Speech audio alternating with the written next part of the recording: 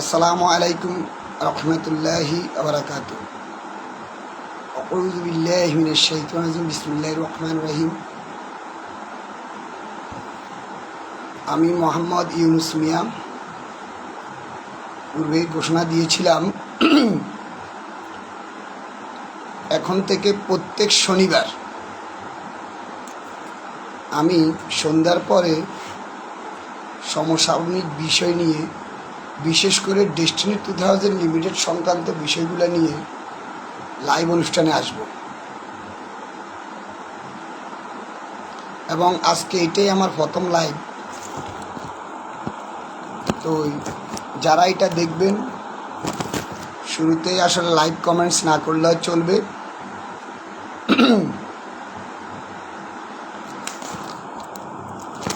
কারণ এটা আজকে আমার প্রথম।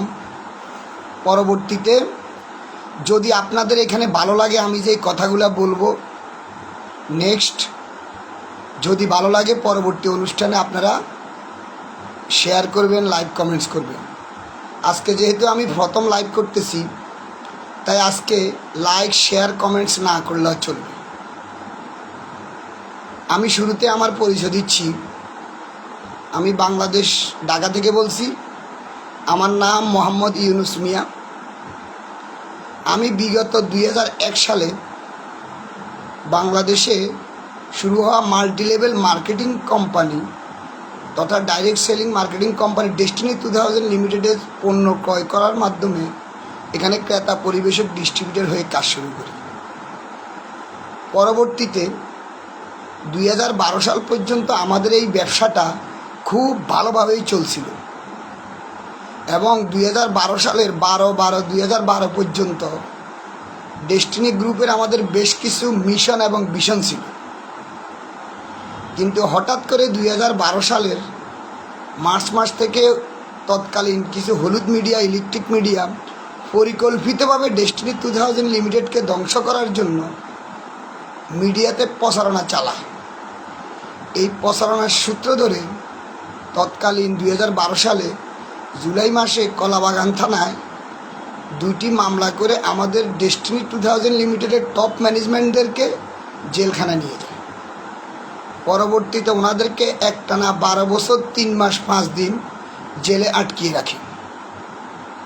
আলহামদুলিল্লাহ, ইতিমধ্যে 2024 সালে তৎকালীন স্বৈরশাসক শেখ হাসিনা পালিয়ে যাওয়ার পরবর্তী 2025 সালের জানুয়ারি 15 তারিখে আমাদের টপ ম্যানেজমেন্ট জেল থেকে মুক্তি পায়। কিন্তু ইদানিং আমি লাইভে আরও কয়েকদিন পর থেকে আসার ইচ্ছা ছিল, কিন্তু ইদানিং গত কয়েকদিন যাবৎ দেখতেছি যে ফেসবুকে এমন কিছু প্রচারণা চালাচ্ছে, এমন কিছু পোস্ট দিচ্ছে যা খুবই দুঃখজনক। এর বিকল্প যদি আমি পোস্ট দিতে যাই, উত্তর দিতে যাই, প্রচুর সময় যাচ্ছে, কারণ লিখতে গেলে অনেক সময় লাগে।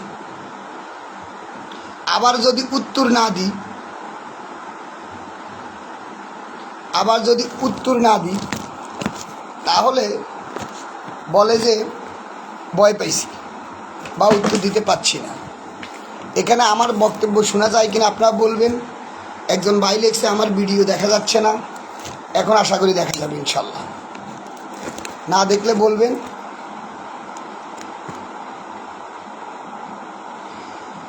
যাক, আমি 2001 সালে জয়েন করার পরে ডেস্টিনি অনেকগুলো দায়িত্বে ছিলাম। পাশাপাশি আমি ব্যক্তিগতভাবে 3টা সেন্টার পিএইচডি স্টেটমেন্ট আউট হয়ে গেছে, আর একটা সেন্টার 39 সাইকেল 3 লেভেল 1 লেভেলের জন্য পিএইচডি হয় না। তাই আমি নিজেকে 7 সেন্টার পিএইচডি বলে পরিচয় দিই। 5ম সেন্টারটা প্লাটিনাম, 6ষ্ঠ সেন্টার গোল্ড, 7ম সেন্টার সিলভার এক্সিকিউটিভ। এবং আমি 2001 সাল থেকে 25 সাল একটানা 25 বছর ডেস্টিনির সাথে জড়িত আছি। আলহামদুলিল্লাহ, মহান আল্লাহর কাছে শুকরিয়া। আর আমার একটা ছোটো বোন আছে রাবেয়া বেগম রুনা, সেও পিএইচডির খুব কাছাকাছি, 1 সাইকেলের জন্য পিএইচডি হতে পারে নাই। যাক, আজকে মূলত আমি আমার পরিচয়। পরবর্তীতে আমি মূলত 2008 সাল থেকে ল পড়া শুরু করি, যে ডেস্টিনিতে যাতে আমি বিভিন্ন সেকশানে গেলে আমাদের অনেক স্টাফ বিভিন্ন লোকে বা বাইরের লোকে বলতো যে আমরা আইন বুঝি না। তো আমি চিন্তা করলাম এত পড়ালেখা করছি, ঠিক আছে আইনটা পড়ি। আলহামদুলিল্লাহ আইন পড়ে শেষ করে আমি 2012 সালের নভেম্বর মাসে বাংলাদেশ বার কাউন্সিল থেকে শিক্ষানবিশ আইনজীবী হিসাবে রেজিস্ট্রেশন প্রাপ্ত হই। কিন্তু 2013 সালে পরীক্ষা দিতে গিয়ে ফর্ম ফিল আপ করার পরেও ডেস্টিনি রিলেটেড কারণে আমাকে পরীক্ষা দিতে দেয় না, অ্যাডমিট কার্ড ইস্যু হয় না, আরও অনেক কারণ। পরবর্তীতে আমি 2017 সালে আয়কর আইনজীবী হিসাবে সনদপ্রাপ্ত হয়ে ঢাকা ট্যাক্সেস বারের মেম্বারশিপ নিয়ে 18 সাল থেকে একক চেম্বার নিয়ে আমি বর্তমানে আয়কর আইনজীবী ও কোম্পানি আইনজীবী আইন উপদেষ্টা হিসেবে প্র্যাকটিসরত আছি। আমি 2013 সাল পর্যন্ত একটানা ডেস্টিনির সাথে জড়িয়েছিলাম, একদম অন্য কোনো কাজ করিনি। 2013 সালে যখন আমাদের ম্যানেজমেন্টের বিরুদ্ধে 12 সালে যখন মামলা হয়ে ওনারা জেলে চলে যায়, সরকার ওনাদেরকে আটকিয়ে রাখলেও তৎকালে মাল্টিলেভেল মার্কেটিং ও নিয়ন্ত্রণ আইন 2013 একটা আইন করে দেয়। এই আইনটা 13 সালে প্রকাশ হওয়ার পরে আমি ব্যক্তিগতভাবে এই আইনটাকে সংগ্রহ করে জেলখানায় গিয়ে আমাদের ডক্টর মোহাম্মদ রফিকুল আমিন স্যার ও মোহাম্মদ হোসাইন স্যারকে পৌঁছে দিই। যখনই এই আইনজীবী এমএলএম আইনটা ওনার হাতে দিই, উনি আশ্চর্য হয়ে গেছে, ইউনুস এটা আপনি পাইলেন কী করে? আমি বললাম স্যার এটা গতকালকে ফাঁস হওয়ার পরে বিজি প্রেসে প্রিন্ট হয়ে আজকে এটা সচিবালয়ে আছে। আমার এক বন্ধু ছিল, ওনার মাধ্যমে আমি সংগ্রহ করি। যেহেতু আপনাদের ত্যাগের কারণে ডক্টর মোহাম্মদ রফিকুল আমিন এবং মোহাম্মদ হোসাইন এনাদের ত্যাগের কারণেই বাংলাদেশে মাল্টিলেভেল মার্কেটিং আইনটা পাশ হয়েছে, এবং যেহেতু আপনাদের উদ্যোগে তাই আমি আপনার হাতে এই আইনটা পৌঁছে দেওয়ার নিয়ত করছি। তো উনি বললেন আমাদের বড় বড় হাইকোর্ট জজ কোর্ট বড় বড় আইনজীবীরা লক্ষ লক্ষ টাকা ফিস নেয়, ওনারা বলছে আইন নাকি এখনও হয় নাই, তাহলে ওনারা কীভাবে পেল না? আমি বললাম আমার এটার একটা স্বপ্ন ছিল, যাক পরবর্তীতে দিয়ে আসি। এরপরে 2014 সালে আমার এক ভাই ছিল, ওনার ক্যান্সার ধরা খায়, ওনার চিকিৎসা নিয়ে 15-16 ব্যস্ত হয়ে যায়। 17 সালে উনি মারা যায়। 17 সালে বিয়ে করে সনদ নিয়ে 18 সালে একক চেম্বার করে পরবর্তীতে 19 সালে পরবর্তীতে করোনা শুরু হয়। 21 সালে আমার আব্বা মারা যায়। চিকিৎসা করার দিকে অনেক দায় দেয় না, সব মিলে আমি 14 সাল থেকে 22 সাল পর্যন্ত তেমন একটা ডেস্টিনির খোঁজখবর নিতে পারিনি। কিন্তু 22 সালের মাঝামাঝি একটা মিটিংয়ে আমাকে ডাকা হয় আলিশ সেন্টারে, যেখানে উপস্থিত ছিলেন সাবেক সেনাপ্রধান হারুন স্যার, আশরাফুল আমিন সাহেব, আজম আলী সহ। ওখানে অনেকগুলো মিটিং, অনেক বিষয় আলোচনা হয়, এবং ওই মিটিংয়ের পরে আমি অনেক বিষয় কনফিউজ হয়ে যাই। তখন থেকে আমি আস্তে আস্তে যাওয়া শুরু করি। কিন্তু আমি একটু ইনঅ্যাক্টিভ ছিলাম। আমি বিশ্বাস করতেছিলাম আসলে শেখ হাসিনা বা আওয়ামী লীগ যতদিন থাকবে আমরা চাইলেও কিছু করতে পারবো না, তা আমি একটু খোঁজখবর কম নিয়েছিলাম। আল্লাহর রহমতে যখন 24 সালে আন্দোলনের মুখে শেখ হাসিনা পালিয়ে যেতে হয় 5 আগস্ট, আমি 4 আগস্ট ঢাকার বাইরে চলে যাই। 5 আগস্ট সরকার পতনের পরে আমি 10 আগস্ট ঢাকাতে আসি। 11 আগস্ট থেকে আবার খোঁজখবর নেওয়া শুরু করি, এবং 11 আগস্ট থেকে মার্চ মাস পর্যন্ত এই বোর্ডের সাথে আমি কন্টিনিউ থাকার চেষ্টা করছি বিভিন্ন মিটিং মিছিলে। এগুলো নিয়ে আমি শেয়ার করব সবচাইতে। এর পরবর্তীতে আমি বিগত 30/4/25 থেকে ডক্টর মোহাম্মদ রফিকুল আমিন স্যারের সাথে ফুল টাইম কাজ করছি। আমি এখানে অনেকে ফেসবুকে বিভিন্ন ধরনের উল্টাপাল্টা প্রচারণা চালাচ্ছে। আমি স্বেচ্ছায় ডক্টর মোহাম্মদ রফিকুল আমিন স্যারের কাছে গেছি, ওনার সাথে কাজ করছি। কেন গেছি সেটাও ব্যাখ্যা করব, তবে সংক্ষেপে বলবো আমি এই বোর্ডের সাথে 11 আগস্ট থেকে মার্চ পর্যন্ত দেখে আমার যেটা অভিজ্ঞতা হলো যে আসলে এরা তো ব্যবসা চালু করতে চায় না, এরা তো অভিনয় করে টাইম কিল করতে চাচ্ছে। তো সুতরাং এদের সাথে থেকে কোনো লাভ নেই। তখনই আমি এরই মাঝে আমাদের ডক্টর মোহাম্মদ রফিকুল আমিন স্যার বাইরে হয়েছে, তখন আমি দেখলাম যে আসলেই ওনার মাধ্যমে এই ব্যবসাটা চালু করা সম্ভব। তখন আমি ওনার সাথে যাই। যাক, এগুলো নিয়ে আরও বিস্তারিত বলবো, যেহেতু আজকে প্রথম লাইভ, আজকে তো আর একদিনে সব কিছু বলা যাবে না, আস্তে আস্তে আসেন। এখন প্রথম আমি যে জিনিসটা আমি চেষ্টা করব, আল্লাহ পাক যদি রাব্বুল আলামিন আমাকে হায়াত দেয়, প্রতি সপ্তাহে শনিবার সন্ধ্যার পরে মিনিমাম 30 মিনিট থেকে 1-2 ঘন্টার জন্য এই লাইভ অনুষ্ঠানটা করব। এবং আমি যেই কাজটা করব, যেহেতু আমি আইন পেশায় আছি, আপনাদের সব ধরনের প্রশ্নের উত্তর সরাসরি দেওয়া যাবে না। কিছু প্রশ্ন সরাসরি উত্তর দেওয়া যাবে, কিছু প্রশ্ন আপনাকে সরাসরি দিতে হবে, কিছু লাইভে দেওয়া যাবে, কিছু অবশ্যই দেওয়া যাবে না, কারণ আইনগত বিষয় আছে। তো আমি যেই সিস্টেমটা চালু করব, আপনারা এই পর্বে যেই প্রশ্নগুলো করবেন আমি আগামী পর্বে উত্তর দেওয়ার চেষ্টা করব। এবং 2-4টা লাইভ যাওয়ার পরে যখন আস্তে আস্তে প্রশ্ন উত্তর পর্ব শুরু হবে, তখন হয়তো আমি প্রশ্ন উত্তর পর্বে যেতে পারব। আর আইন পেশায় থাকার কারণে সব কিছু উত্তর না। আজকে তবে মেজর একটা বিষয় নিয়ে ক্লিয়ার করব, যেই জিনিসটা আমি নিজেও কনফিউজড হয়ে গেছি, যে আমাদের doctor Mohammad Rafiqul Amin sir, Mohammad Hossain sir জেলে যাওয়ার পরে নাকি জেল থেকে বাইরে হতে চাচ্ছে না। এটা আমিও একসময় বিশ্বাস করতাম, কিন্তু আমার কাছে এমন কিছু ডকুমেন্ট আসার পরে ইতিপূর্বে আমি ফেসবুকে কয়েকটা পোস্ট দিছি, কিন্তু আপনারা কেউ খেয়াল করছেন না করছেন আমি জানি না। এবং এটা এখনও মার্কেটে প্রচলিত যে ওনারা জেল থেকে বাইরে হইতে চায় নাই। আমি অ্যাজ এ আইন পেশা থাকার কারণে বলবো এটা সম্পূর্ণ মিথ্যা, আমি প্রমাণসহ বলবো। এবং প্রথম লাইভ অনুষ্ঠানটা করার ইচ্ছে ছিল, আমরা বাংলাদেশ সুপ্রিম কোর্টের আপিল ডিভিশনের, হাইকোর্ট, ব্যারিস্টার, জজ কোর্ট, ইনকাম ট্যাক্স, কোম্পানি আইনের 5 থেকে 7 জন আইনজীবী নিয়ে একটা অনুষ্ঠান করে লাইভে এটা উত্তর দিতে চাইছিলাম। কিন্তু গত 15-20 দিন যাবৎ দেখতেছি আমাকে নিয়ে এমনভাবে টার্গেট করে নেগেটিভ প্রচারণা চালানো হচ্ছে। তাই এই আইনজীবীদের সাথে বসে আলোচনা করার অনেক সময় দরকার। আমি দেখতেছি আমি যদি উত্তর না দিই, নেগেটিভ প্রচারকারীরা মনে হয় পেয়ে বসছে। ওরা এমনভাবে কমেন্টস করে যে এই কমেন্টসগুলো ম্যাক্সিমাম আইডির মধ্যে দেখবেন কোনো ছবি নাই, কোনো পরিচয় নাই, কোনো বায়োডাটা নাই, যা খুশি তা লিখতেছে। নিনামা জন্ম পরিচয়হীন আইডি থেকে লিখতেছে। কিন্তু আমার এই ফেসবুক আইডিতে ইতিমধ্যে আমার পুরাতন একটা ফেসবুক আইডি ছিল, যেটা আমি করোনার সময় একবার একটা পোস্ট দিয়েছিলাম। অর্থাৎ একবার যখন টিকা চালু হয়েছিল তখন বলেছিল যে টিকা না দিলে ঘর থেকে বাইর হওয়া যাবে না। এবং আমি ব্যক্তিগতভাবে মনে করতাম করোনাটা কোনো অসুখ ছিল না, এটা ছিল আল্লাহর পক্ষ থেকে আমাদের জন্য একটা গজব। কারণ আমরা অন্যায় করতে করতে আল্লাহর পক্ষ থেকে এমন গজব এসেছিল, আমরা তখন যখন আল্লাহর গজব আসা শুরু করে সবাই ইবাদত বন্দিগি বাড়িয়ে দেয়। কিন্তু আমাদের দেশের তৎকালীন সরকার যেটা করেছিল, সকল মসজিদে তালা মেরে দিয়েছিল, নামাজ পড়া বন্ধ করে দিয়েছিল। যেখানে উচিত ছিল সবগুলো খুলে দেওয়া, সেখানে মসজিদগুলো তালা মেরে দিছে, ইবাদতে বাধা দিছে, জুমার নামাজ বন্ধ করে দিছে, সব কিছু। একজন থেকে 100 হাত দূরে দাঁড়াইতো।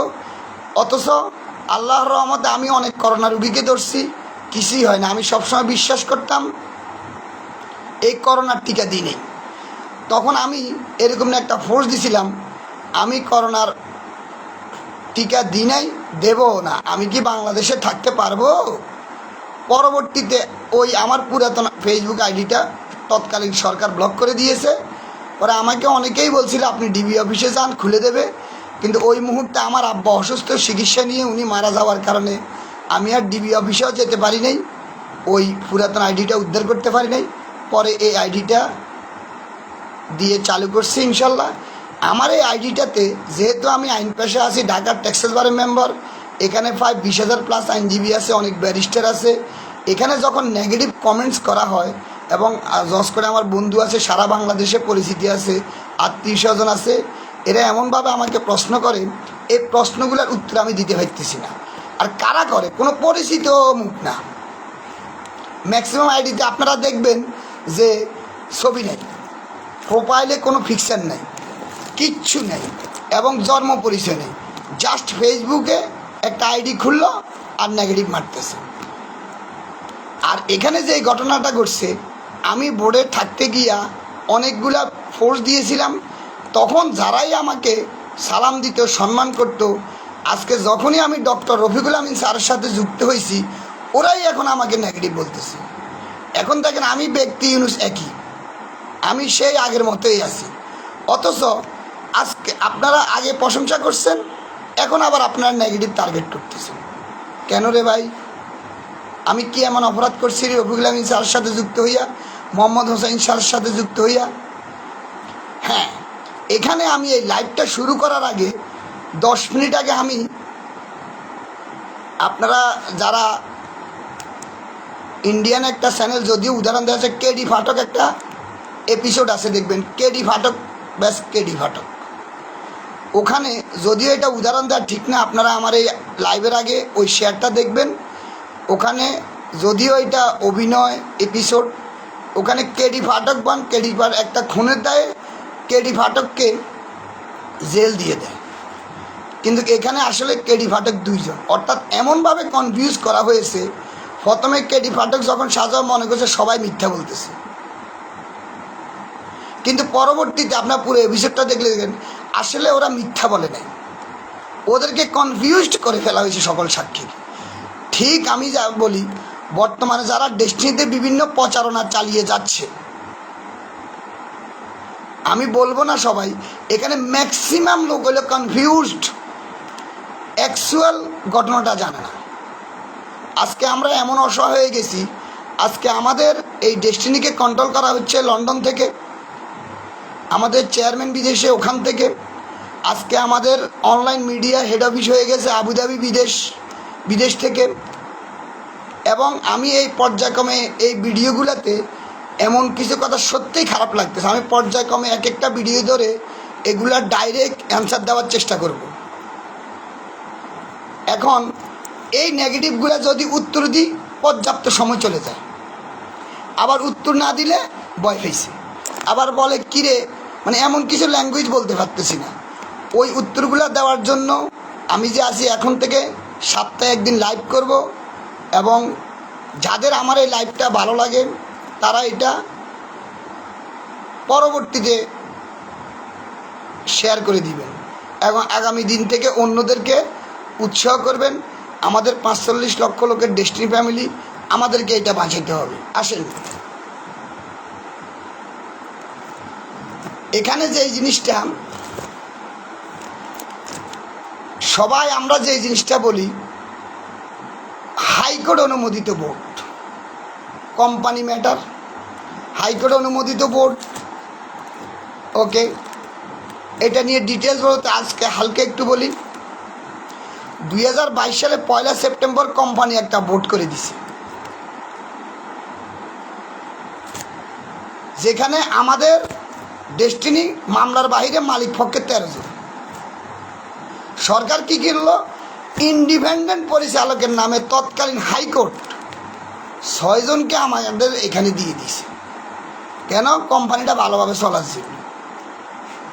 আসলে এই 6 জনের আলহামদুলিল্লাহ এখানে গণ্যমান্য ব্যক্তি আছে, সাবেক আওয়ামী লীগ ছাত্রলীগের লোক আছে। এই 6 জনের মধ্যে একজন অবশ্যই সম্মানিত লোক, অবসরপ্রাপ্ত বিচারপতি মাইনুল স্যার ছিলেন, উনি পদত্যাগ করে চলে গেছেন। এখানে একজন চার্টার অ্যাকাউন্টেন্ট ফখরুদ্দিন স্যারকে দিয়ে দেওয়া হয়েছে, উনি সাইন করে দিলে তো তৎকালে অডিটটা হয়ে যেত, উনিও পদত্যাগ করে চলে গেছে। আরেকজন স্যার চলে গেছে। বর্তমানে আমাদের ইন্ডিপেন্ডেন্ট 3 জন পরিচালক রয়ে গেছে। একজন সাবেক আওয়ামী লীগ ও নিষিদ্ধ ঘোষিত ছাত্রলীগের সাবেক সহসভাপতি ব্যারিস্টার প্রশান্ত ভূষণ বড়ুয়া, আরেকজন আছে জনাব মুশফিক আনাম সাহেব, আরেকজন আছে ইকবাল জামান সাহেব। দেখেন, এনারা এই বোর্ডে আছে। আপনারা হয়তো বর্তমান আমাদের ব্যারিস্টার প্রশান্ত ভূষণ বড়ুয়া সাহেব, আমি যদি আগামী অনুষ্ঠান থেকে একদম আমি সব কিছু তারিখ থেকে প্ল্যান করে, তারিখ, নোট, টাইম সব দিয়ে বলবো, কিন্তু এখন যে এই কথাটা বলবো, আমি শুধু আজকে চেয়ারম্যানকে বলব, উনি 22 সালে এই যে এনারা বর্তমান যে 3 জন আছে, ওনারা কি যোগ্যতা ডেস্টিনি বোর্ডে আসছে? ওনারা কি আমাদের মতো প্রোডাক্ট ক্রয় করেছে? জয়েন করিয়েছে, কাউকে ক্লোজিং দিয়েছে? কি যোগ্যতা? একমাত্র 22 সালে যোগ্যতা হলো ওনারা আওয়ামী লীগ করত, ছাত্রলীগ করত, সরকারের পছন্দের মতো লোক ছিল। আপনারা অবশ্যই, হ্যাঁ এটা বাধা অনেক, এগুলা নিয়ে আমি ডিটেলস বলবো সামনে, এক এক দিন শুধু এক একটা সাবজেক্ট থাকবে। 22 সালে যখন ইনাদেরকে যোগ করে দেওয়া হয়েছিল, কি যোগ্যতা ছিল? আওয়ামী লীগ নাকি একটা প্যাকেজ করছে? আপনাদের সদয় অবগতির জন্য জানাচ্ছি, হ্যাঁ নিঃসন্দেহে মহামান্য হাইকোর্টের প্রতি আমার সম্মান আছে আইন পেশা থাকার কারণে।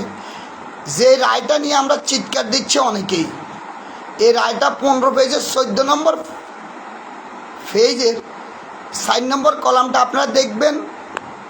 2012 সালে যখন এই হাইকোর্টের ভোটটা হয়, তখন ডেস্টিনি গ্রুপের সকল প্রতিষ্ঠানের কার্যক্রম বন্ধ, একমাত্র প্রতিষ্ঠান চালু ছিল বৈশাখী টেলিভিশন, যেখান থেকে একটা ইনকাম হইত।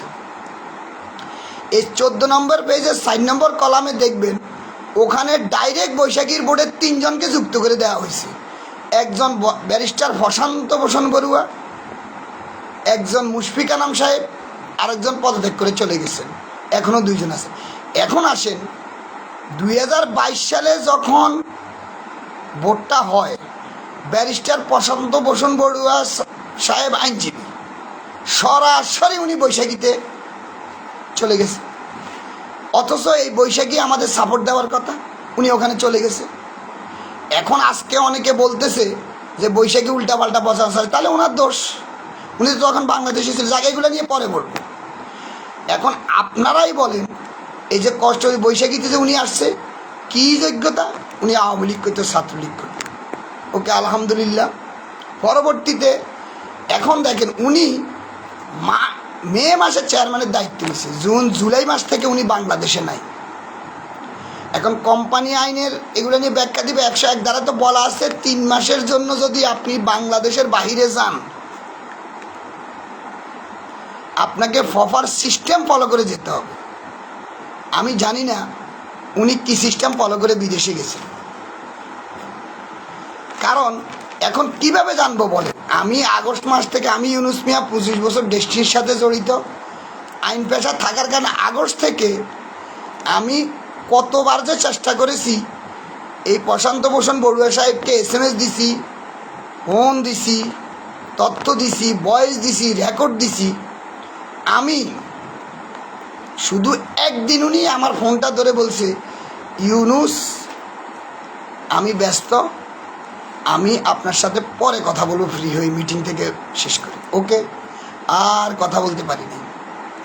আজকে আমাদের 45 লক্ষ লোকের ভাগ্য জিনার হাতে, ইনার সাথে আমরা 1 মিনিট কথা বলতে পারতেছি না, অথচ আমরা ওনার জয়গান নিয়ে ব্যস্ত। যাক, এগুলা নিয়ে পরে বলবো। আসেন,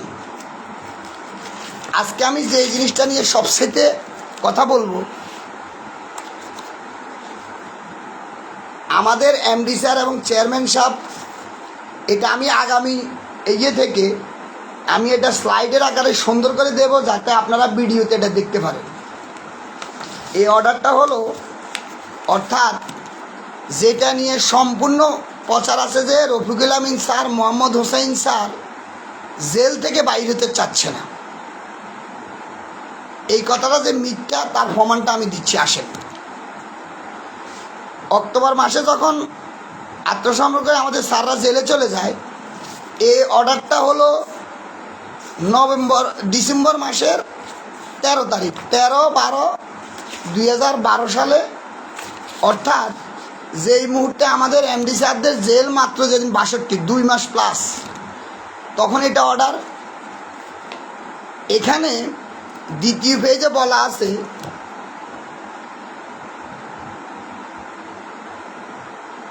his client instructed him not to press the application at this stage. When the matter was taken up for order, Mr. Abdul Based Majumdar, senior আইনজীবী আব্দুল বাসেদ মজুমদার স্যার মারা গেছেন। আল্লাহ ওনার ভুলটি থাকলে ক্ষমা করে জান্নাত নসিব করুক। The learned advocate of the petitioner frankly submitted that his client instructed him not to press this application at this stage. অর্থাৎ যে অর্ডারটা নিয়ে প্রচারণা চলতেছে, Rafiqul Amin sir, Mohammad Hossain sir jail থেকে বাইর হতে পারে নাই, এই অর্ডারটা ওনারা জেলে যাওয়ার মাত্র 62 দিনের মাথায়। এখন প্রশ্ন হলো, যারা আইন পেশার সাথে জড়িত এরা বুঝেন, বাইরের লোকে তো ওই যে সিলে কান নিছে, আমি আমার কান না খুঁজে সিলের পিছে দৌড়াচ্ছি। আমি দৌড়ে দেখলে এটা তো আমরা ম্যাক্সিমাম বুঝতেছি না। আসেন, যখন কোনো আসামি গ্রেপ্তার হয়, করণীয়টা কি? আমাদের এই মামলাটা ছিল সিএমএম কোর্টে, কলাবাগান থানার আন্ডারে। যখন আসামি জেল হাজতে থাকে তখন প্রথমে সিএমএম মেট্রোপলিটন ম্যাজিস্ট্রেট কোর্টে জামিন চাইতে হয়। ওখানে জামিন না দিলে ওই অর্ডারটা নিয়ে যাইতে হয় জজ কোর্টে, দায়রা জজ। ওখানে যখন অর্ডারটা না দেয় তখন ওই অর্ডারটা নিয়ে যাইতে হয় হাইকোর্ট। তাহলে 2 মাসের মাথায় আমাদের এই অর্ডারটা হাইকোর্টে চলে গেছে। এখন আসেন, এখানে প্রচারণা হচ্ছে আসামিরা বলে দিছে, মানে doctor Mohammad Rafiqul Amin sir, Mohammad Hossain sir, এরা নাকি বলে দিছে আমরা এখন বাইরে দিতে চাই না। এই কথাটা সম্পূর্ণ মিথ্যা। আসেন, তাহলে হাইকোর্টের বেল বন্ডটা কীভাবে? এটা অবশ্য সিনিয়র বেশ কয়েকজন আইনজীবী সহ বললে ভালো হইতো। আমি ওইটাই উদ্যোগ নিয়েছি, হয়তো আগামী কয়েকদিনের মধ্যে নামি দামি বেশ কয়েকজন, কারণ আমি তো একদম আইন পেশা অনেক ছোট নিম্ন স্তরে, আমি বললে আপনারা বিশ্বাস করবেন না। আমরা নামি দামি হাইকোর্ট, সুপ্রিম কোর্ট, আপিলট ডিভিশনের বড় আইনজীবী ব্যারিস্টার নিয়ে আমরা একটা আইন অনুষ্ঠান করব, ওখানে আমরা এটা ডিটেলস বলব। তারপরে আজকে হালকা বলি, এখানে যখন আসামি জেল হাজতে থাকে, এখানে মূল ভূমিকা থাকে তবদির কারক। অর্থাৎ হাইকোর্টে একটা ব্যবহার আছে তবদির কারক বা অ্যাফিডেভিট, অর্থাৎ আসামিদের পক্ষে যেই কোনো একজনে অ্যাফিডেভিট করে, ওনার নিকট আত্মীয় তবদির কারক, এবং উনি এই মামলাটা অল ইন অল চালায়। তবদির কারক, অ্যাফিডেভিটকারী এবং আইনজীবী। আসেন, তাহলে এই মামলাটা যিনি অ্যাফিডেভিট করেছে আইনজীবী, এখন ওখানে শুধুমাত্র জেলখানায় ওকালতনামাটা পাঠিয়ে দিলে আসামি শুধু ওকালতনামে সাইন করে দেবে, আর কোনো কাজ নেই। বাকি কাজ হলো আইনজীবী এবং তবদির কারক বা অ্যাফিডেভিটকারীর। তাহলে এখানে কি প্রচার করা হচ্ছে? ধরেন ওনারা বাইরেতে চায় নাই, এখানে তো বাংলাটা হলো, অর্থাৎ ক্লায়েন্টে নাকি আইনজীবীকে বলছে not to press the application at this stage, অর্থাৎ আপনি এখন এই অ্যাপ্লিকেশনটা জমা দিয়েন না, টেক ব্যাক করে নিয়ে গেছে। এখন প্রশ্ন হলো, আপনারা যারা তবদির কারক ছিলেন, ওই মুহূর্তে ডেস্টিনিতে মামলা জেলে যাওয়ার 2 মাসের মাথায়, 62 দিনের মাথায় কে মামলাটা চালাইতেছিল, অ্যাফিডেভিট করছিল, এটা doctor Mohammad Rafiqul Amin sir, Mohammad Hossain sir উত্তর দিবে, আমরা পরবর্তী অনুষ্ঠানে বলবো। তাহলে এই যে তবদির কারক, ওনারা কি করছিল? হ্যাঁ, ওনারা কি করত?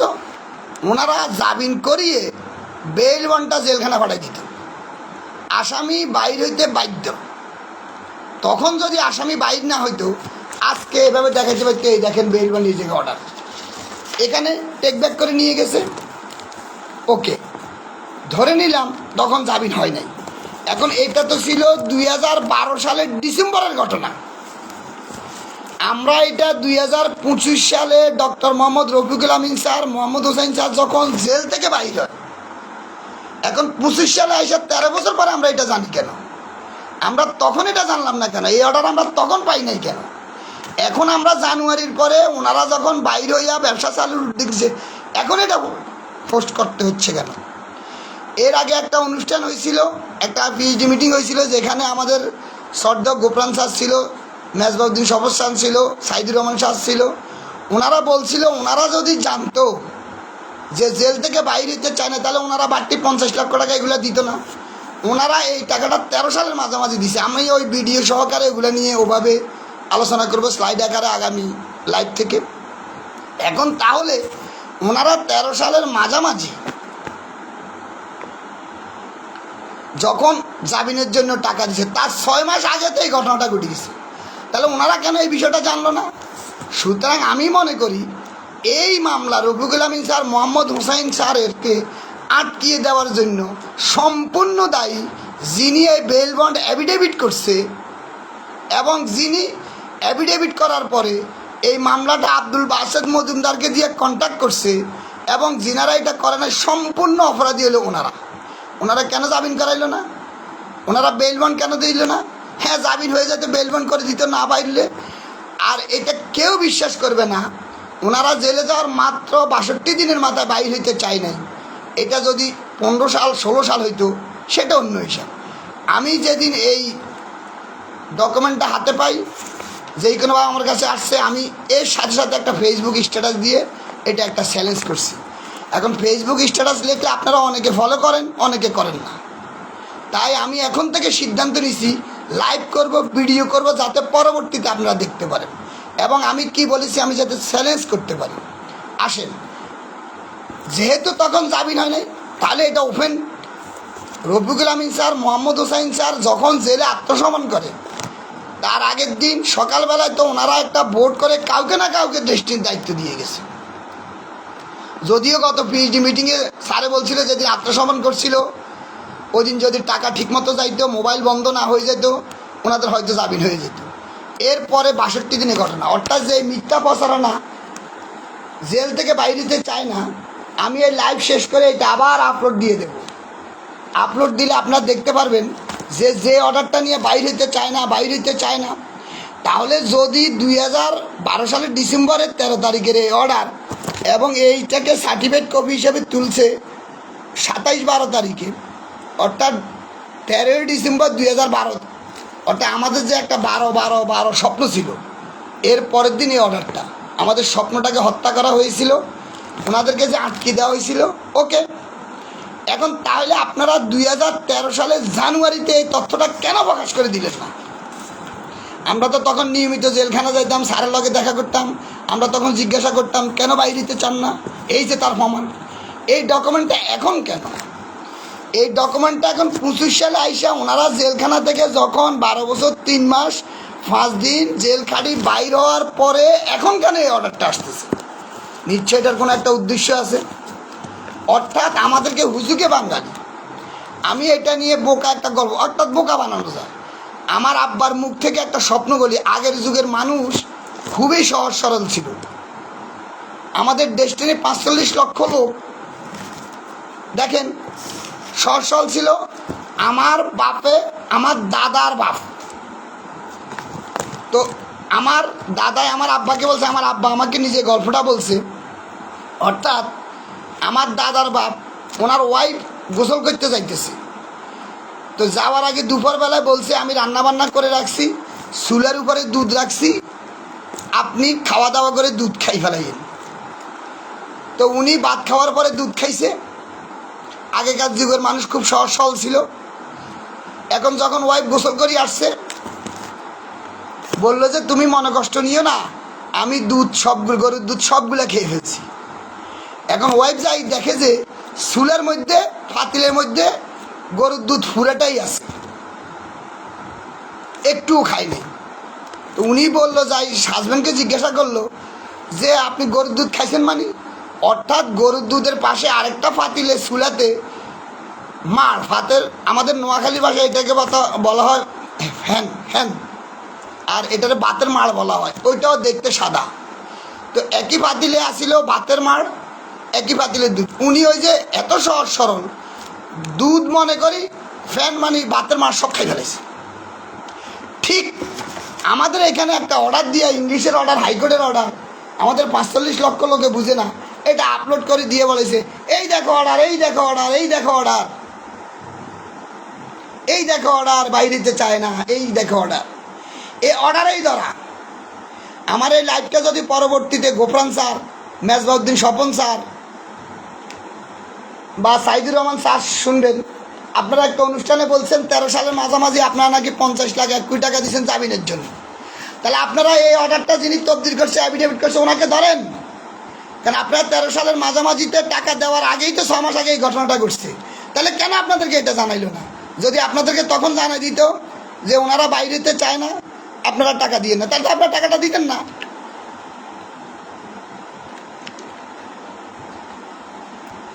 আসেন এবার আরেকটা হালকা পাতলা করি। জেল থেকে মুক্তি পাওয়ার পরে এখন একটা সংঘবদ্ধ চক্র লেগে গেছে। ইতিমধ্যে আমি শুরুতেই বলেছিলাম, আমি এই বোর্ডের সাথে চলে দেখছি এরা তো কোনো ব্যবসা চালু করতে চান, এরা তো অভিনেতা। আমি আমার একটা অভিজ্ঞতার কথা শেয়ার করি। আগস্ট মাসে একটা বোর্ড মিটিং হয়েছে এখানে আলিশ সেন্টারে। ওখানে বলা হয়েছিল, তখন আমাদের রফিকুল আমিন স্যার জেলে, মোহাম্মদ হোসাইন স্যার জেলে, বলছিল আমরা এখানে ব্যবসা চালু করে স্টেটমেন্ট প্রকাশ করে 16ই ডিসেম্বর 2024 সালের বিজয় দিবস ডেস্টিনির কমিশন দিয়ে উদযাপন করব। খেয়াল করি না, আবার 24 সালে হাসিনা পালিয়ে যাওয়ার পরে আগস্ট মাসের শেষ সপ্তাহে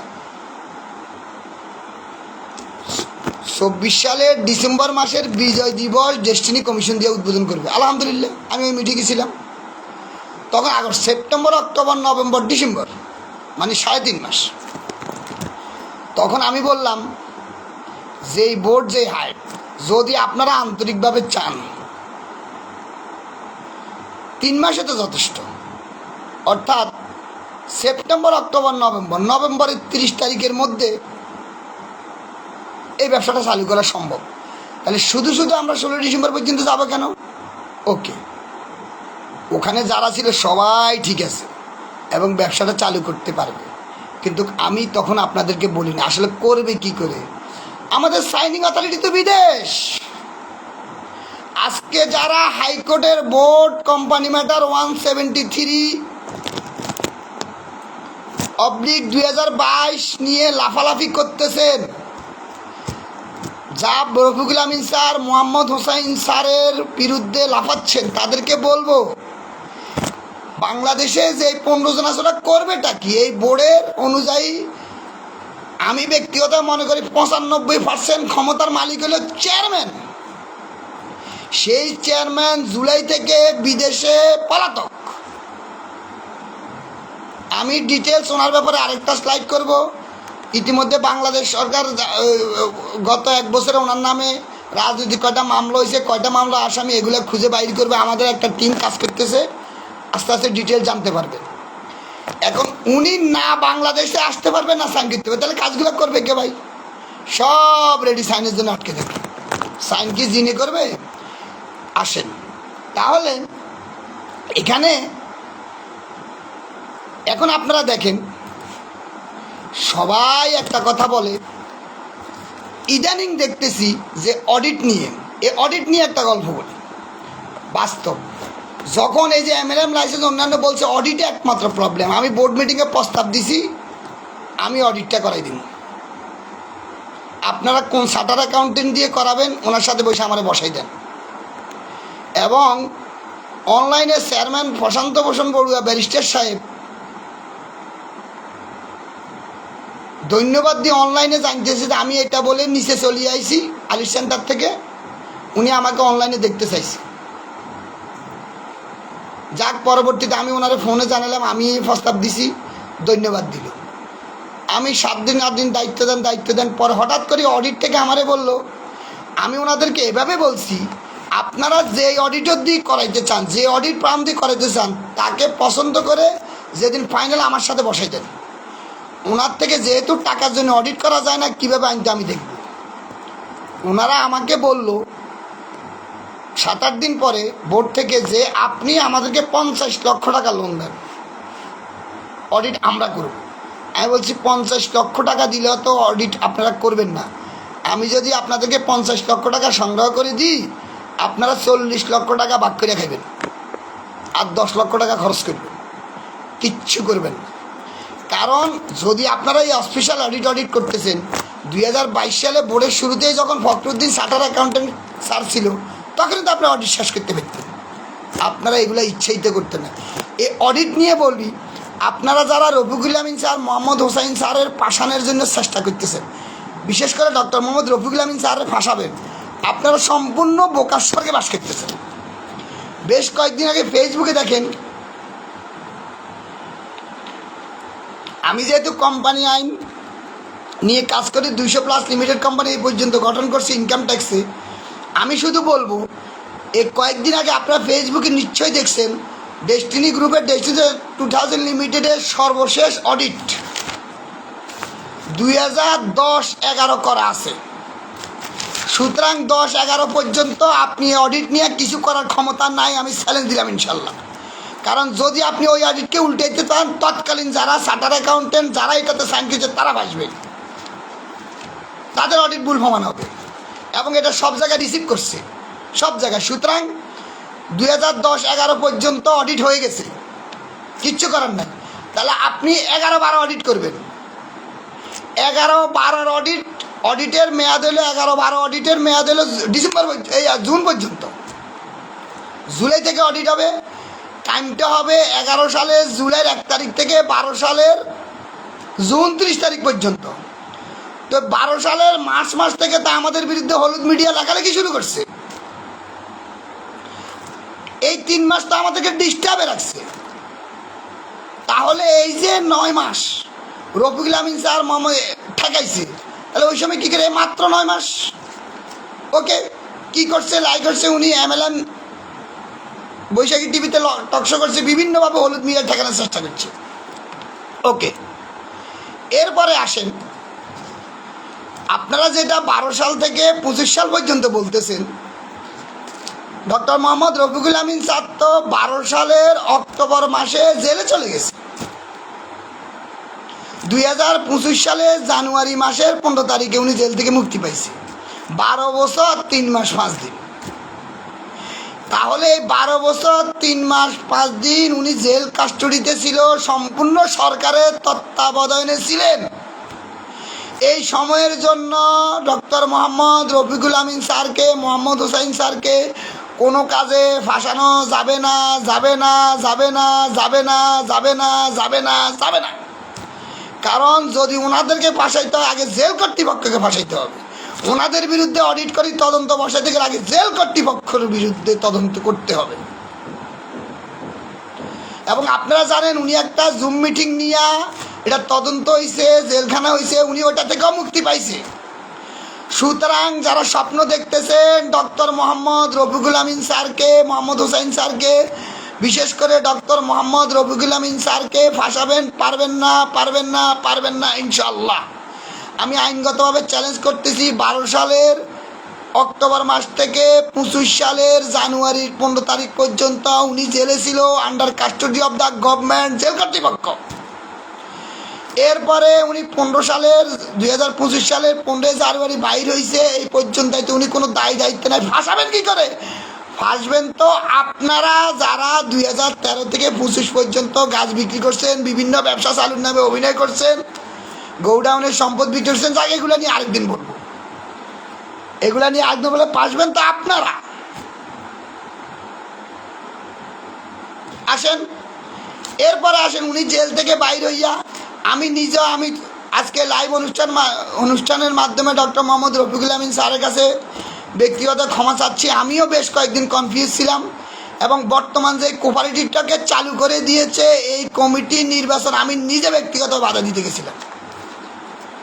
পরে রফিকুল আমিন স্যারের সাথে যোগাযোগের মাধ্যমে উনি আমাকে বুঝালো যে দেখেন, যদি আপনি বাধা দেন এই পরিস্থিতি, যদি আমরা নির্বাচনটা করি এই পরিস্থিতি, তাহলে কি করা উচিত, আপনি এই সিদ্ধান্ত নেন।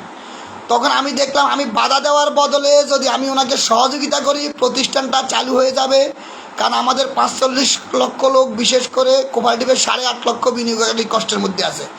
এবং ইতিমধ্যে আপনারা দেখছেন উনি নির্বাচন করে কোঅপারেটিভটাকে সম্পূর্ণ দাঁড় করিয়ে আজকে একটা পর্যায়ে নিয়ে আসছে। এই সপ্তাহ থেকে সেল শুরু হচ্ছে এবং আমরা দাঁড়াইতে পারবো। তাহলে কোঅপারেটিভটাকে দাঁড় করাই ফেলছে। যদি এই বোর্ড আমরা ওনাকে ঠিক তখনই ডেস্টিনি 2000 লিমিটেডের দায়িত্ব দিয়ে দিতাম, আজকে আমাদের ডেস্টিনি 2000 লিমিটেড চালু হয়ে যেত, এই মুহূর্তে আমাদের কোনো প্রবলেমই থাকতো না।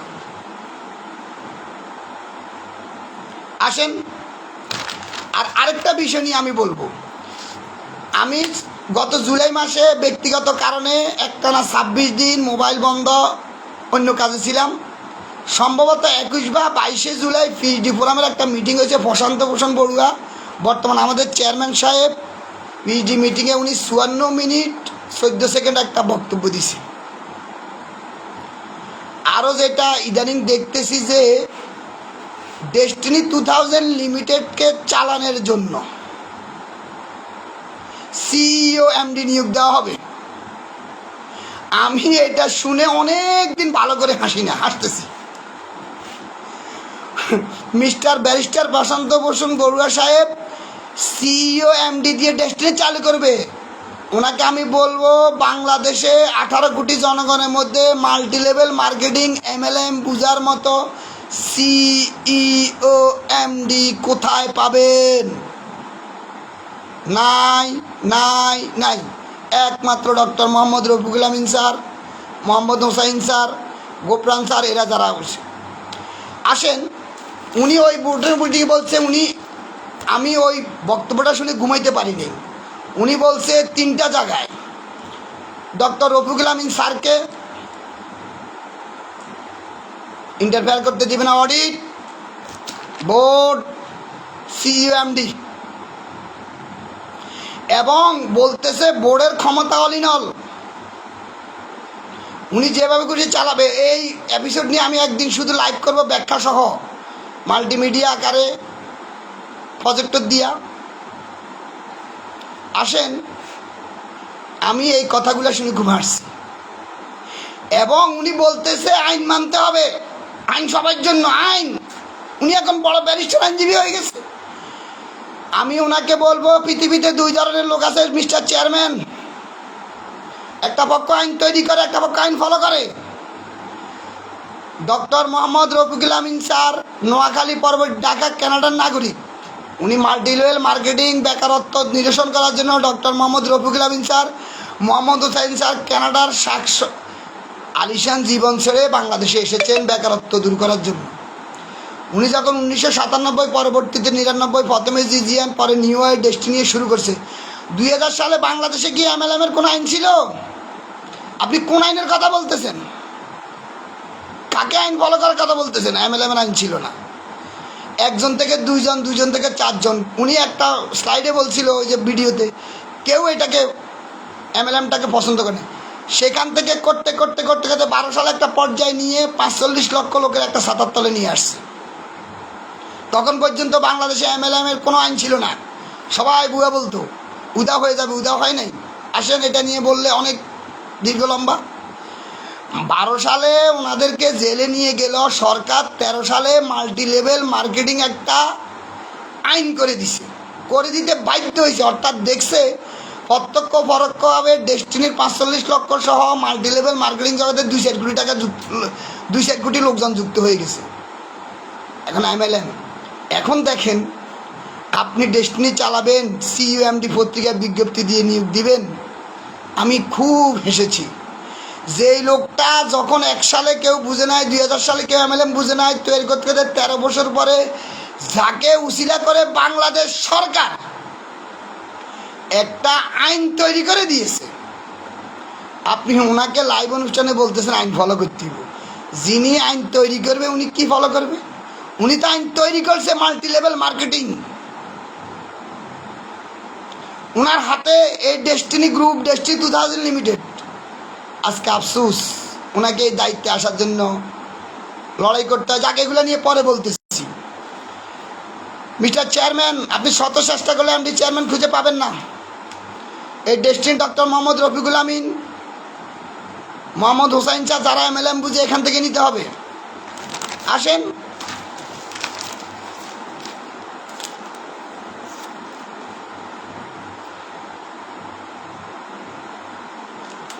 এখন বলি, আজকে প্রথম দিন, এই জন্য হয়তো লাইভ কমেন্ট শেয়ার সুন্দর হবে না।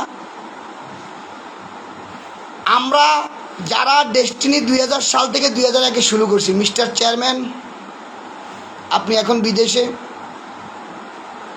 আপনারা যারা ডক্টর মোহাম্মদ রফিকুল আমিন স্যারের বিরুদ্ধে আছেন, তাদেরকে শুধু একটা কথা বলবো, এখন কিন্তু 2025 সাল।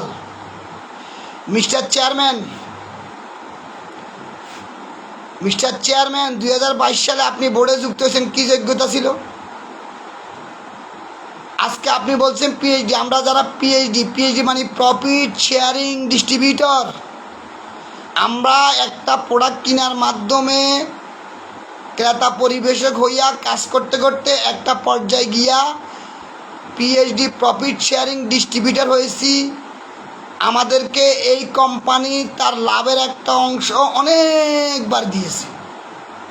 সুতরাং যেহেতু আমরা ডেস্টিনি 2000 লিমিটেডের লাভের অংশ পেয়েছি, প্রফিট শেয়ারিং ডিস্ট্রিবিউশন, এই অর্থে আমরা মালিক। এই 3500 আসেন, এই কোম্পানিকে চালাইতে গেলে মাল্টি লেভেল মার্কেটিং জ্ঞান সম্পন্ন লোক লাগবে।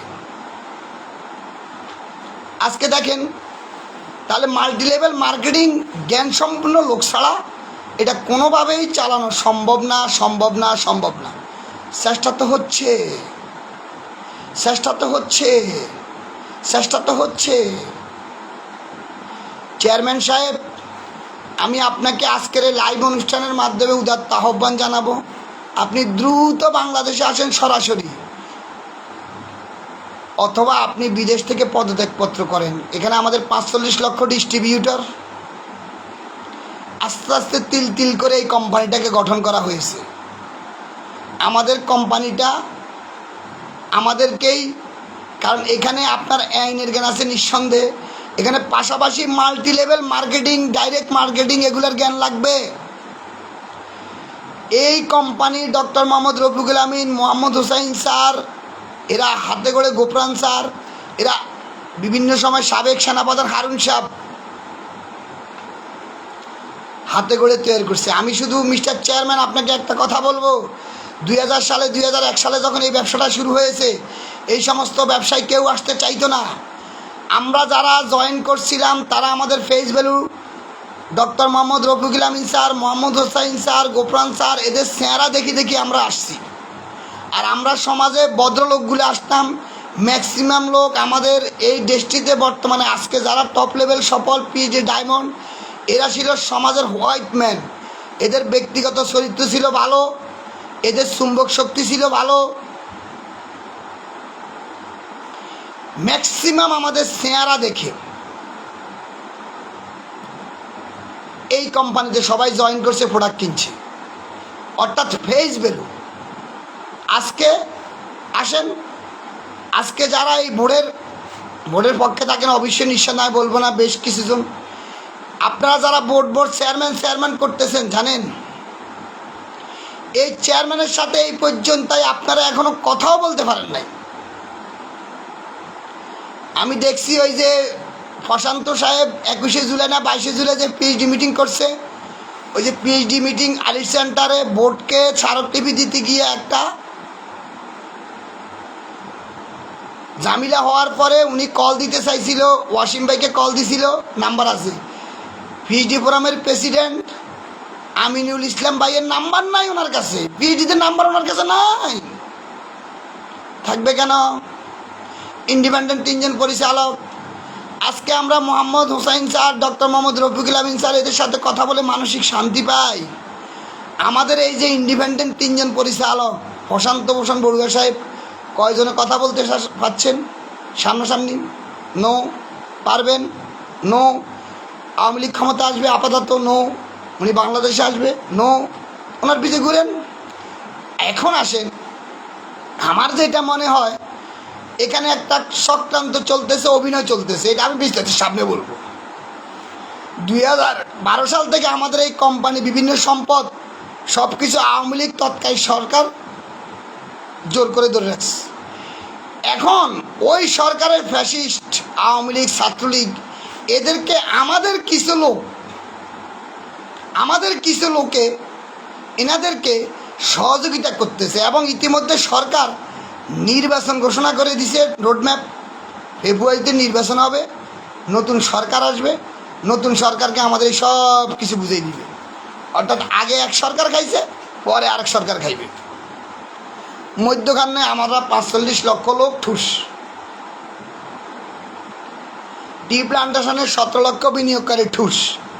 ইতিমধ্যে শুনতেছি নাকি টি প্লান্টেশন অনেক সম্পদ বিক্রি করে দিয়েছে, এগুলা নিয়ে আরেকদিন বলবো। অনেক জায়গায় অনেক সম্পদ যাক। ইতিমধ্যে এই লাইভ অনুষ্ঠানের মাধ্যমে ডক্টর মোহাম্মদ রফিকুল আমিন স্যারকে ধন্যবাদ দেব। আপনি এত নেগেটিভ প্রচারের পরেও কষ্ট করে ডেস্টিনি মাল্টিপারপাস কোঅপারেটিভের একটা কমিটি গঠন করে দিয়ে, নির্বাচন করে দিয়ে, ওই প্রতিষ্ঠানটাকে দায়িত্ব দাঁড় করিয়ে দিয়ে অলরেডি সেলসে চলে আসতেছেন। এই জন্য আপনাকে আন্তরিক ধন্যবাদ।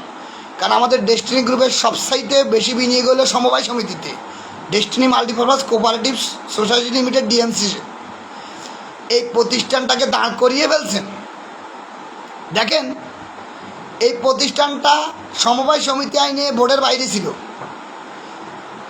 ডক্টর রফিকুল আমিন স্যার বাইরে এটাকে দাঁড় করাই ফেলছে। এটাই তো আমরা বুঝতে পারি ওনাকে এখন বোর্ডে নেওয়া কত জরুরি। অথচ আমরা কিছু লোক প্ল্যান ওয়াইজ আক্রমণ করে ফেসবুকে। ইদানিং আমাকে দেখতেছি গত August, September, October, November, December, January, February, March যেই লোকগুলো আমার কমেন্টসে ধন্যবাদ দিত আইতে, তারাই আমাকে এখন গালাগালি করতেছে। করেন, অসুবিধা নাই। আমি আইন পেশা আছি, আমি অত পজিটিভ অ্যাটিটিউডের লোক না। আমি আস্তে আস্তে এই লাইভ অনুষ্ঠানের মাধ্যমে আজকে আপনাদেরকে উদাত্ত আহ্বান জানাবো, আপনারা আমাকে ব্যক্তিগত আক্রমণ করে কোনো কমেন্টস করবেন না। আমি ডেস্টিনির পক্ষে কাজ করি, বোর্ডের পক্ষে কাজ করি, ডক্টর রফিকুল আমিন পক্ষে কাজ করি, ৪৫ লক্ষ লোকের পক্ষে কাজ করি। এই ব্যবসাটা চালু হোক আমি চাই। আমার দ্বারা এই ব্যবসাটা চালু হইতে বাধাগ্রস্ত প্রমাণ করেন। ওকে, তাহলে আমাকে কেন ব্যক্তিগত আক্রমণ করতেছেন? আমার ফেসবুক আইডিতে অনেক বন্ধুবান্ধব, আত্মীয়স্বজন, আইনজীবী, ব্যারিস্টার অনেক বন্ধু আছে। পরবর্তীতে আমি কিন্তু এই লাইভ অনুষ্ঠানের মাধ্যমে আপনাদেরকে অনুরোধ করতেছি, বিশেষ করে 3 দিন আগে আমি ওবায়দুর রহমান হিরো ভাইয়ের একটা পোস্ট আজকেই দেখলাম। আমি একটা পোস্ট করে আজকে ট্যাগ করলাম, ওবায়দুর রহমান হিরো ভাই, আপনাকে এই লাইভ অনুষ্ঠানের মাধ্যমে অনুরোধ করব, আপনি হিরো ভাই, আপনার সাথে আমার ব্যক্তিগত কোনো সম্পর্ক, শত্রুতা নাই। আপনিও ডেস্টিনির সাথে আছেন, আমিও ডেস্টিনির সাথে আছি। আপনিও পিএইচডি, আমিও পিএইচডি। আমি তো এই পর্যন্তই নেগেটিভ ভাই। ওবায়দুর রহমান হিরো ভাই, আপনাকে নেগেটিভ কিচ্ছু বলি নাই ফেসবুকে। আপনি কেন আমার নাম উল্লেখ করে, ছবি উল্লেখ করে আমাকে নেগেটিভ কমেন্টস দিলেন? যাক, আমি ওবায়দুর রহমান হিরো ভাইকে এই লাইভ অনুষ্ঠানের মাধ্যমে ওই পোস্টটা মুছে ফেলার জন্য অনুরোধ করব। ভবিষ্যতে যারা বিশেষ করে ছবিযুক্ত, নাম নাই, এই জাতীয় আইডি থেকে যারা এগুলো করতেছেন, দয়া করে এগুলো বন্ধ করেন। আপনি পরিচয় দিয়ে বলেন। আর এই অনুষ্ঠানের মাধ্যমে অনুরোধ করব, ডক্টর মোহাম্মদ রফিকুল আমিন স্যারের বিরুদ্ধে যারা লিখতেছেন তারা ওনাকে তো, আরে ভাই, আপনি তো মিস্টার চেয়ারম্যান ব্যারিস্টার প্রশান্ত ভূষণ বড়ুয়ার সাথে কথা বলতে পারতেছেন না, বসতে পারতেছেন না। ডক্টর মোহাম্মদ রফিকুল আমিন স্যারের সাথে তো বসতে পারতেছেন, কথা বলতে পারছেন। আপনি ওনার সাথে বারবার বসেন না। আপনার বক্তব্য যদি পরিষ্কার না হয় তারপরে লেখেন না। আপনি ওনার সাথে বসেন না। ওনাকে তো ঢাকা শহরে পাচ্ছেন, ওনাকে কোঅপারেটিভ অনুষ্ঠানে পাচ্ছেন, বৈশাখীতে পাচ্ছেন, ওনাকে কাকরাইলে পাচ্ছেন, মাহাতাব সেন্টারে পাচ্ছেন, ওনাকে তো পাওয়া যায়। ওনার সাথে বসেন না যে স্যার এই বিষয়গুলো আমি কনফিউজ, যেটা আমি অনেকগুলো কনফিউজ ছিলাম, যাকে এটা নিয়ে আরেকদিন বলবো। আপনারা বসেন না। ওনাকে আটকিয়ে দেওয়া আর পরোক্ষভাবে ডেস্টিনিকে আটকিয়ে দেওয়া, ৪৫ লক্ষ লোককে আটকিয়ে দেওয়া তো সমান। ইতিমধ্যে প্রমাণিত, উনি এই বোর্ডের বাইরে কোঅপারেটিভ ছিল, উনি কোঅপারেটিভ দাঁড় করিয়ে ফেলছে। তাহলে আজকে এই বোর্ড 22 সাল, 23 সাল, 24 সাল, 25 সাল কী করতে পারছে? কিছু করতে পারে না। এটা বোর্ডের অযোগ্যতা। আসলে ওরা তো চায় না। চেয়ারম্যান সাহেব যদি বাংলাদেশে থাকতো তাহলে তো উনি দাম সব কাজ করে ফেলতে পারতো। ওনার উচিত ছিল, উনি যখন 5 আগস্ট হাসিনা পালিয়ে গেছে, ওনার জায়গায় অন্য কেউ হইলে তো তিনি পদত্যাগ করে অন্য বাংলাদেশে অবস্থানরত কাউকে চেয়ারম্যানের দায়িত্ব দিত। তাহলে ব্যারিস্টার প্রশান্ত ভূষণ বড়ুয়া সাহেব, আপনি কেন আমাদের ৪৫ লক্ষ লোকের ক্ষতি করতেছেন? আমি বুঝতেছি না। আপনি কেন ওখানে যাই সব পাওয়ার আটকে রাখছেন? এটা তো এখন দুবো তারার মতো সত্য। আপনি এখন আমাদের মূল সমস্যা, মিস্টার চেয়ারম্যান। কারণ আপনি যাই বিদেশ বসে আছেন, এখানে কোনো কাজ করতে পারতেছে না। আপনি অনভিজ্ঞ কিছু লোককে নিয়োগ দিয়ে রাখছেন। এগুলো নিয়ে আরেকদিন বলবো। আমি ৪৫ লক্ষ লোকের পক্ষ থেকে উদাত্ত আহ্বান জানাবো, মিস্টার চেয়ারম্যান সাহেব, আপনি বাংলাদেশে চলে আসেন অথবা পদত্যাগ করে চলে যান। কারণ একটা গল্প দিয়ে শেষ করব। অর্থাৎ এখানে ইতিমধ্যে এই বোর্ড কি প্রমাণিত হয়েছে, এক লোক একটা গ্রুপ অফ কোম্পানি দাঁড় করিয়েছে। উনি বয়স হয়ে গেছে, একসময় রিটায়ার করতে হবে। উনি বয়সের বারে রিটায়ার করতে গিয়া যোগ্যতা আর পারতেছে না। উনি 2টা সিটি লেখছে, সিটি নাম্বার 1, সিটি নাম্বার 2।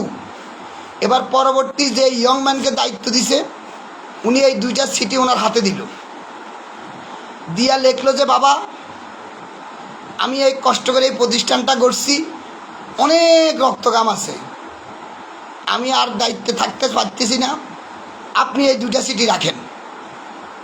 আপনি এই প্রতিষ্ঠান চালাতে গিয়ে একসময় সমস্যা পড়বেন, সমস্যা পড়লে আর কোনো দিক থেকে বাইরে যেতে পারবেন না। তখন আপনি আমার 1 নম্বর সিটিটা খুলবেন, খুলে ওইখানে যা লেখা আছে সেই অনুযায়ী কাজ করবেন, দেখবেন আপনার আর কোনো প্রবলেম থাকবে না।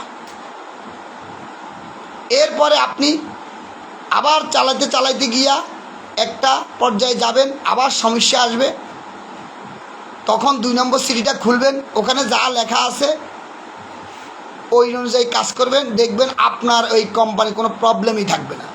তবে আপনাকে ওয়াদা দিতে হবে, কঠিন বিপদে পড়ার আগে আপনি এই সিটিটা লকারে রাখবেন, খুলবেন না খুলবেন না খুলবেন না, উনি ওয়াদাবদ্ধ। ওকে, এখন উনি প্রতিষ্ঠান চালাতে চালাতে কয়েক বছর পরে একদম জায়জামিলাতে পড়ে গেছে। একদিন রাত্রে ঘুম আসছে না, প্রচণ্ড টেনশন। হঠাৎ করে ওনার মনে হইল এরা আমার তো সিটি 2টা দিয়ে গেছে আগের দায়িত্বশীল। উনি যা 1 নম্বর সিটি খুলল, খুলে ওখানে লেখা আছে আপনি এখন কঠিন বিপদের মধ্যে আছেন, আপনি এই প্রতিষ্ঠানে জায়জামিলা দায়দানা ডুবে গেছেন, স্টাফ ছাড়া অনেক কিছু পাইতেছেন না। এখন আপনি কি করেন, আপনার কোনো দোষ নাই, আপনি সঠিক, খুবই ভালো মানুষ, আপনার পূর্বের দায়িত্বশীল অনেকগুলা ভুল সিদ্ধান্ত নিছে, এটা করছে সেটা করছে, এটা খাইছে ওইটা খাইছে, যার কারণে আপনি কিছুই করতে পারতেছেন না। সুতরাং আপনি আগামীকালকে থেকে যত দোষ সব কিছু আগের পরিচালক প্রধানের উপর বর্তান। উনি তো মহা খুশি, আলহামদুলিল্লাহ। পরদিন থেকে আমাদের দেশের রাজনৈতিক দলের নেতাদের মতো দাম আগের নেতা এই করছে, আগের দায়িত্বশীল এই করছে এই করছে, এই কারণে সমস্যা, মহা খুশি সবাই। হ্যাঁ, আসলে তো ওনার কোনো দোষ নাই, মোটামুটি বেশ কয়েকদিন আরও ভালোভাবে চলছে। এবার একবার চাক্কা জাম, আর কোনো কিছু করতে ফিরতেছে না। হঠাৎ করে ওনার মনে হইলো আরেকটা তো সিটি আছে, রাত্রে খুইলা পড়লো, বাইর করে দেখে ওই সিটিতে লেখা আছে মিস্টার কোম্পানি প্রধান, আপনার দিন শেষ। মিস্টার কোম্পানি প্রধান, আপনার দিন শেষ, আপনি আর এই কোম্পানি চালাইতে পারবেন না, ইতিমধ্যে আপনি ভালো কোনো সিদ্ধান্ত নিতে পারেন নাই।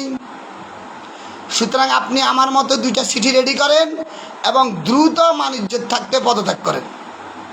ঠিক আমি এই বোর্ড চেয়ারম্যানকে বলবো, মিস্টার চেয়ারম্যান, আপনি সঠিক সিদ্ধান্ত নিতে পারেন নাই, আপনি ব্যারিস্টার মানুষ, এগুলো নিয়ে আরেকদিন বলবো। আপনি মে থেকে চেয়ারম্যান, আপনি জুলাই থেকে বাংলাদেশ থেকে চলে গেছেন মিস্টার চেয়ারম্যান, আগস্টে হাসিনা পালিয়ে গেছে, আওয়ামী লীগ পতন হয়ে গেছে, আপাতত আওয়ামী লীগ আর ফিরে আসার সম্ভাবনা নাই, আপনিও বাংলাদেশে আসার সম্ভাবনা নাই। আপনি দ্রুত 2টা সিটি রেডি করেন এবং আপনি পদত্যাগ করেন। আমাদের 45 লক্ষ লোকের আর ক্ষতি করবেন না, দয়া করে মিথ্যা অভিনয় করবেন না। আমাদের জন্য জান ফান দিতেছেন, আপনি লাইভে বলতেছেন আপনি আইন যা খুশি তা করবেন, আইন আপনি একা বুঝেন না, আইন বুঝার বাংলাদেশে আরও আছে। আপনি একা বাংলাদেশে ব্যারিস্টার না, আরও হাজার হাজার ব্যারিস্টার আছে। আপনি একমাত্র বাংলাদেশের হাইকোর্টের উকিল না, আরও হাইকোর্টের উকিল আছে। আপনি একমাত্র আপিল ডিভিশনের সুপ্রিম কোর্টের উকিল না, বাংলাদেশে আরও উকিল আছে।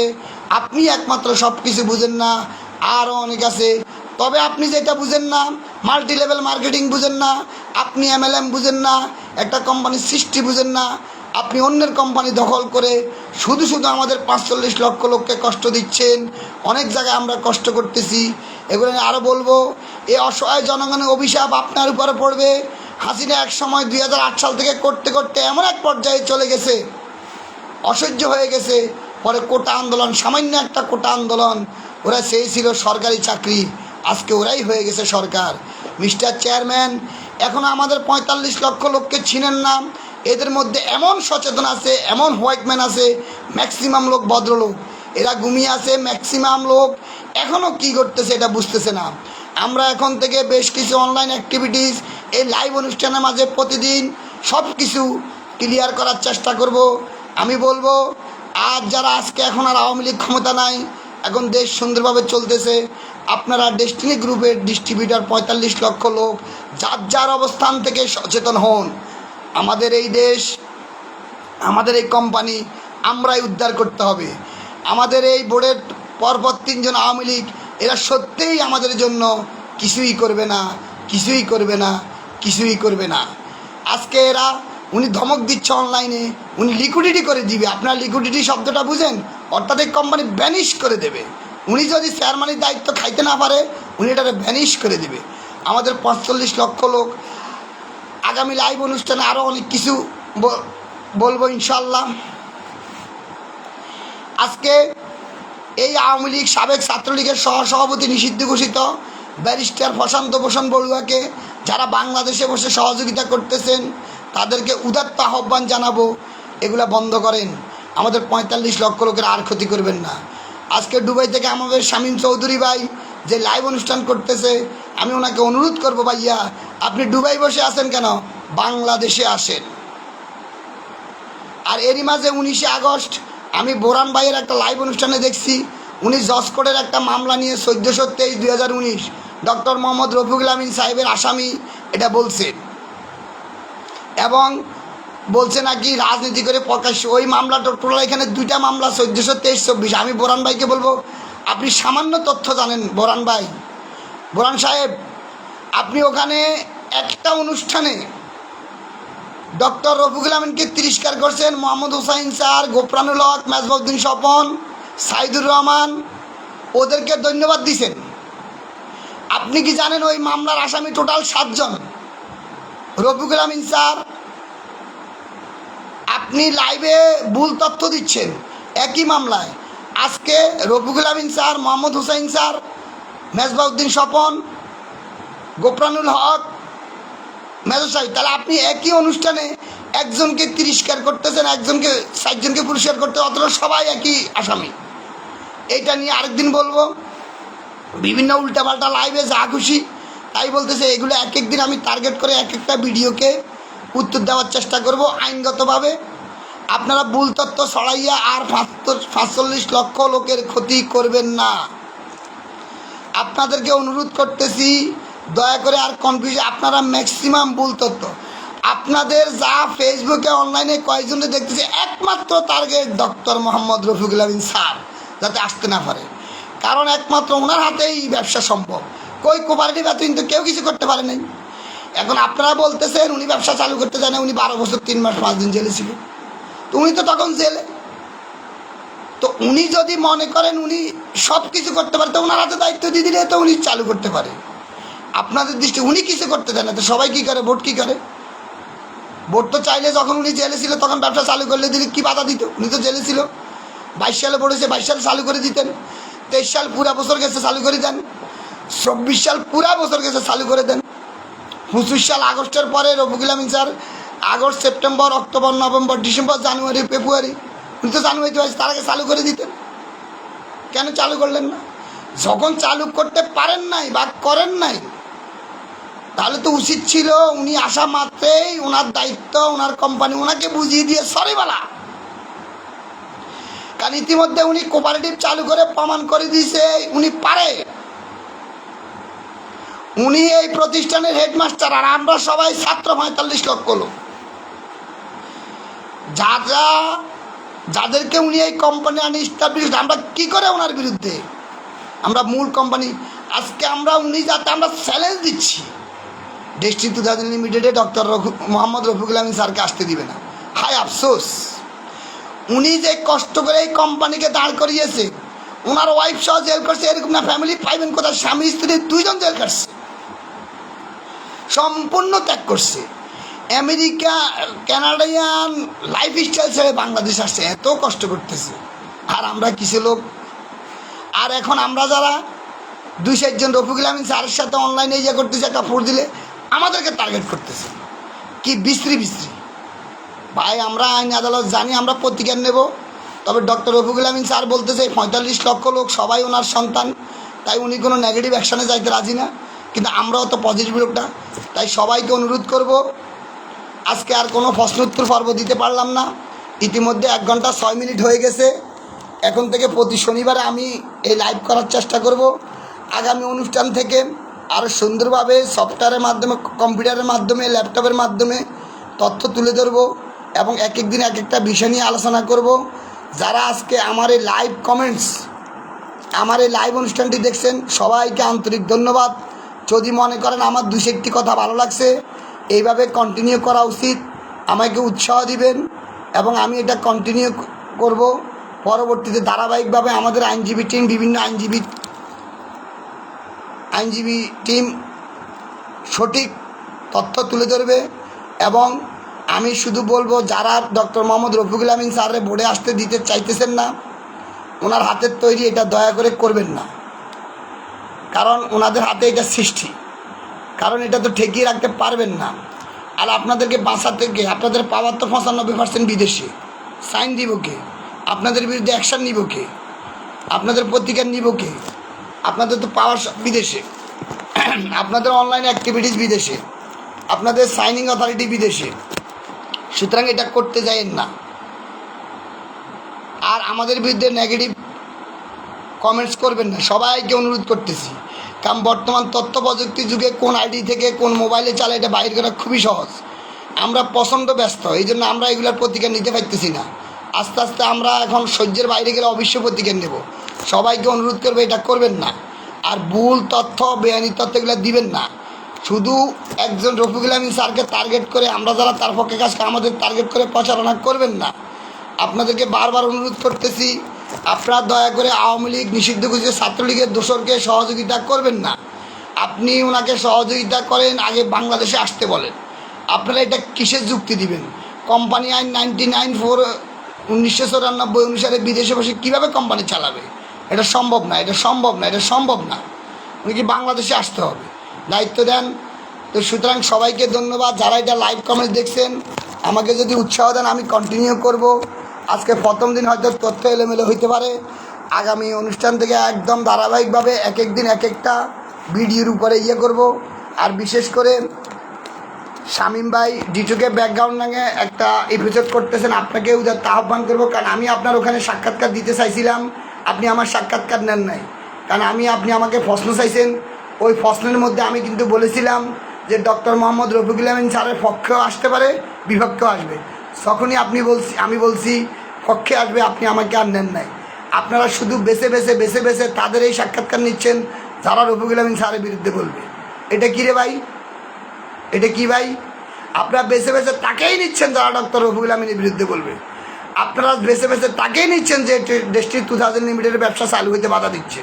আপনারা বেছে তাকেই দিচ্ছেন যে বোর্ডে রানিং করতে দিচ্ছে না। আপনারা বেছে তাকেই নিচ্ছেন। আপনারা কার এজেন্ডা বাস্তবায়ন করতেছেন? আপনারা তো 45 লক্ষ লোকের কবর রচনা করতেছেন নিজের অজান্তে।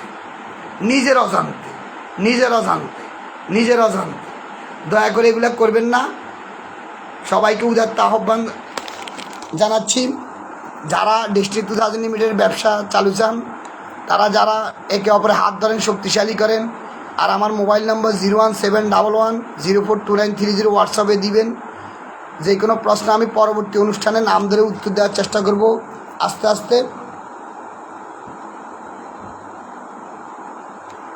আস্তে আগামী অনুষ্ঠান থেকে আজকে কারো প্রশ্ন পড়লামও না, উত্তরও দিলাম না, কারণ ব্যস্ততার কারণে এটা করছি। আগামী অনুষ্ঠান থেকে, আগামী লাইভ থেকে প্রত্যেক শনিবারে এটা চেষ্টা করব। তবে যদি আপনারা বেশি অনলাইন যোদ্ধারা বেশি আমাদেরকে ডিস্টার্ব করেন, আমরা এমনও হইতে পারে ডেলি করব, চেষ্টা করব। আমরা আমাদের লক্ষ্যে পৌঁছে যাব ইনশাল্লাহ। আমার জন্য দোয়া করবেন সবাই। আসসালামু আলাইকুম রহমতুল্লাহি ওয়া বারাকাতুহু।